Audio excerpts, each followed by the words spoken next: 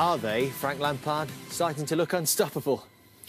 Well, if they keep performing like that, they will be. I think with 10 points, I didn't see anybody under pressure tonight. I mean, they've given a goal away late, but that's more a bit of sloppiness because they controlled the game so well. But they defended well, they counter-attacked. And I think when you get to this stage of the season, it's not about dominated teams always playing expensive football. You go to West Ham, we've all spoken about what a hard game it's going to be for them this evening, and they did the most professional job you can imagine. Yeah, how well did they manage that game, Jamie?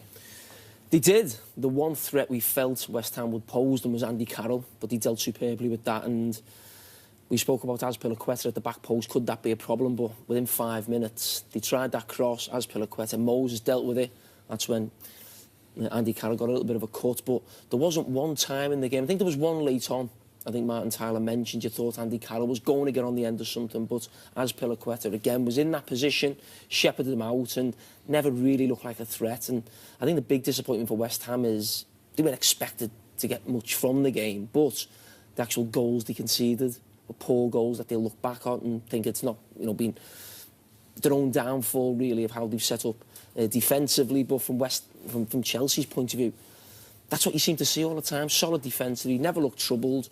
Not too many chances at the other end, but when they are, very clinical. Thanks to the camera that we've got locked off over your shoulder there, Frank. We were able to keep an eye on Antonio Conte for the whole match. Yeah. He must be exhausted, mustn't he? Yeah, I mean, every game he's like that. He gives everything. It's great. It's great for the team. It's great for the fans. You know, if you're a Chelsea fan at home seeing that, you know how into it he is. He's directing every player around. The players... The impressive thing for me was not just him directing them around in the first half at 0-0 and 1-0, but it's 2-0 up with 10 minutes to go, and he's trying to get them to press and get in the right position. And that has to filter onto the pitch. He's been doing it all year. He won't stop until they win the league. If they win the league, he'll keep going right to the end. Well, Eden Hazard scored their first goal tonight and was named man of the match, and I'm delighted to say he's waiting to speak to us live on Monday Night Football. Congratulations, Eden. How would you sum up that Chelsea performance tonight? Thank you again, and hello to Frank. So, no, today we play a good game. Maybe not the best of the season, but at least we create a couple of chances. We scored 2 goals, and we won the game. It was the speed of the counter-attack that really hurt West Ham. Is that something that you practice a lot, Eden, under Antonio Conte? No, it's not something we practice a lot. We have the player to do that. Me, Pedro and Diego, we are quick, we are fast in the counter-attack, so we try to do the best. And today the first goal is N'Golo. I think N'Golo get the ball, pass to me, I pass to Pedro, and then give me back. So it's a good goal. Hi, Eden, it's Frank. Hi, Frank. Hi. I can see you're enjoying your football at the minute. I mean, just the flick off the back, skills, getting around the box. My question is, do you think the change of system, it's obviously helped the whole team, but has it helped you to get into more central positions nearer Diego where you can create and score goals more than, say, last year where you were more of a left-side wide man? Yeah, I think it's more easy for me to play more inside, close to Diego, close to the goal. Sometimes when I play wide, I'm alone, and if I want to be decisive, I need to dribble 1-2 guys, so it's not easy every time. But in this system, we know what to do, and yeah, we create a lot of chances. We try to pass each other every time, so we do well. Yeah, and we were talking here about the manager on the touchline, how animated he is, and even at 2-0, he's trying to make you press and get players in the right position. Are you feeling that on the pitch? Does he push you on, to get in the right position to defend as an attacking player? Does he sometimes remind you of your defensive responsibilities? No, it's good. Every game is like this. Even in training is like this. So sometimes it's good, but sometimes when at the end of the game we are tired, and it keep going. Sometimes it's a little bit in my head, but it's okay. I think for the whole team, he's a great character, he's a great manager, so he helped a lot. It's an extraordinary run of form, Eden, that you and the team are on, and once again you're 10 points clear. How do you see the situation at the top now? We are in the top, and we want to stay in the top. So we have 11 games to play. We will be ready for the 11 games, and we want to, if we can, we will try to win the title as soon as possible. We want the trophy back to Stamford Bridge. This is our target this season. Well, Frank's just been reminding us that his Chelsea team got 95 points in Jose Mourinho's first season. I think you can still get 99. So has that got to be the target? The target is to win the title. It's enough.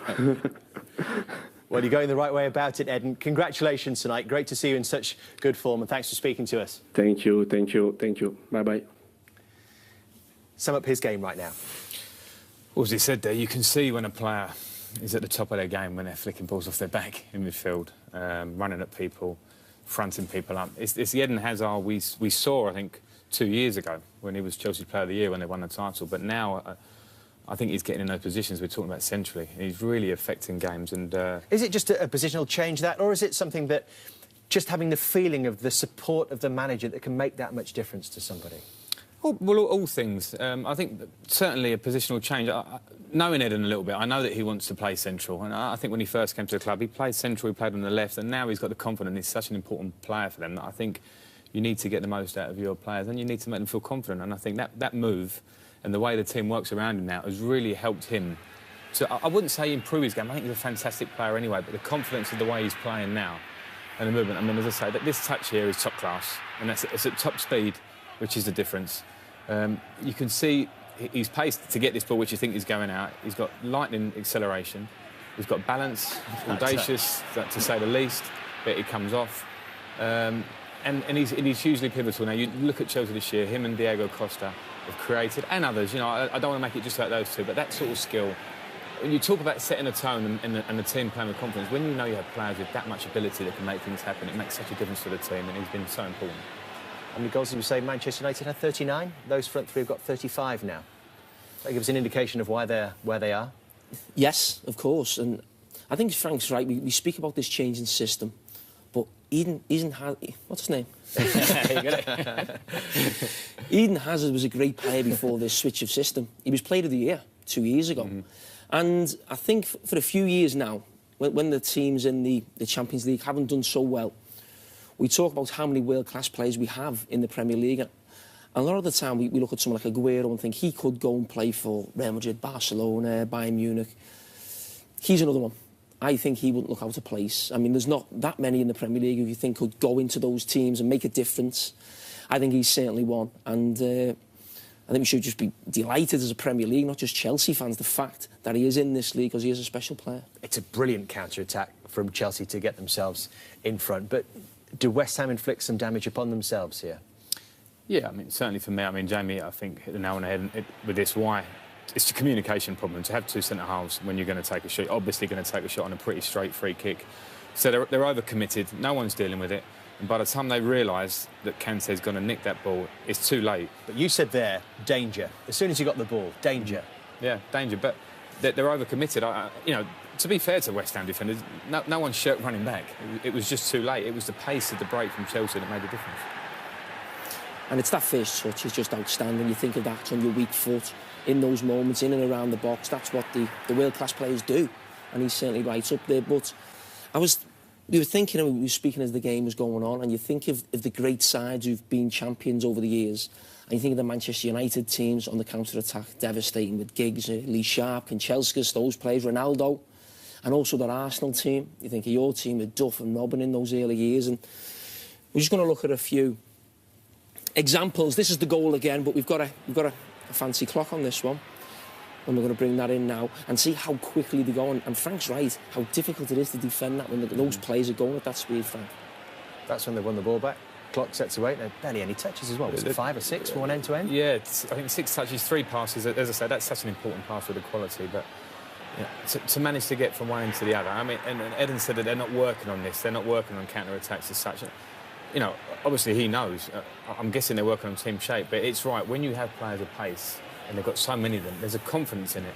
So when you can see them all going there together, I mean... But they seem so choreographed, don't they? That's the surprising thing if they don't work on that. Well, they're good players. You know, they're good players and they trust in each other. So when you see, and then Hazard breaking out with the ball, I've got a feeling he's got enough ability, enough pace.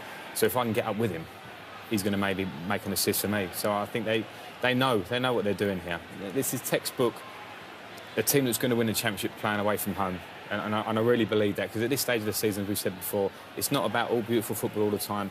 But when you have a team like West Ham, who have given them too many opportunities to counter on them, they took every one of them. But it's not just West Ham, is it, Jamie? This sort of play can hurt anybody, can't it? No, I just want to take this back, because this is what we see a lot from Chelsea. You talk about the back three. Well, a lot of the time when you watch them, it's that. Especially when they go up in games. It's a back five, really. And listen, we've just seen on the last clip Alonso, he got forward, almost scored. But that's what you see a lot, and it's win that ball quickly. And it's the front three. I think it's actually Kante on that one bombing forward. But when they get in these positions again, you talk about the quality. Look at this from Eden Hazard. Deserved the goal, didn't he? And because you have so much quality at the top end of the pitch, possibly, listen, we've seen 4 or 5 of them going at times, but you don't have to have 6, 7 players all going. You can think, you know what, they can get on with it.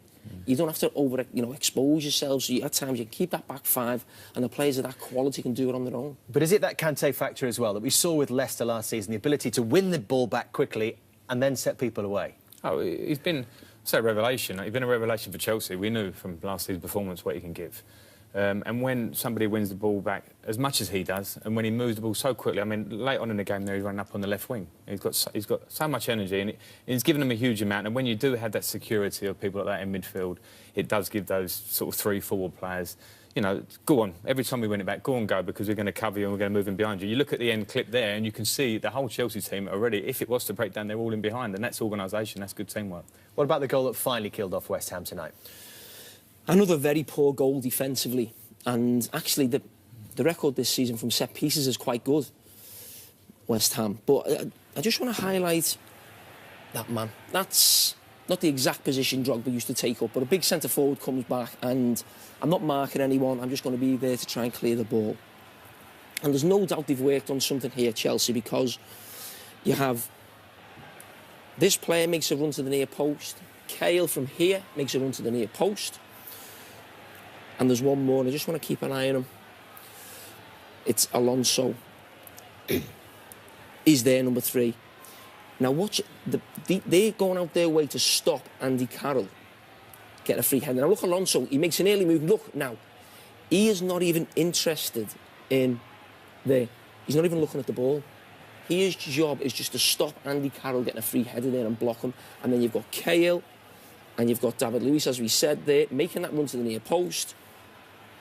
You're just running to stop Andy Carroll getting a free header. And there's nothing really to analyse there. Winston really just very poor mark and lets his man go. And it's actually a West Ham player who gets the flick on, and it's just an easy tap in for Costa. Gets him right up there now to challenge again for the golden boot. But you see that at the near post. Stop Andy Carroll winning that ball. He possibly does win that ball if his own man doesn't get across him. And Frank, that's what he's been doing for the last, 2 or 3 years at Chelsea? Yeah, I mean, talking about big players, we're talking about Hazard a lot there today, but this fella this year, I think his attitude's been great. People will talk about his aggressive side. I think he's controlled it, but he plays with an aggression. He's such a problem. If you're a centre-back playing against him, you've got a difficult game every game, and he's scoring regular goals. Frank, would that be there's a lot of talk at times off the pitch with Costa and maybe moving on. How hard do you think it'd be to replace someone like that if he did move on at the end of the season? Very hard. I think at his level, you're talking about the top level of strikers, and if you're trying to think of them and count them, it's quite hard because it is such a level now. You talk about the top ones in the Premier League. You've got Harry Kane, Lukaku. If you're going to try and buy those players, firstly, you might not be able to, and secondly, you're going to have to pay top dollar. I'm sure Chelsea want to keep him. The facts behind it are, does he want to stay? Because I think they're going to want to keep him, because when he's performing like this, he's such an important player for him. Watch this space with Diego Costa and with Chelsea, who are just marching on, it seems. And when we come back...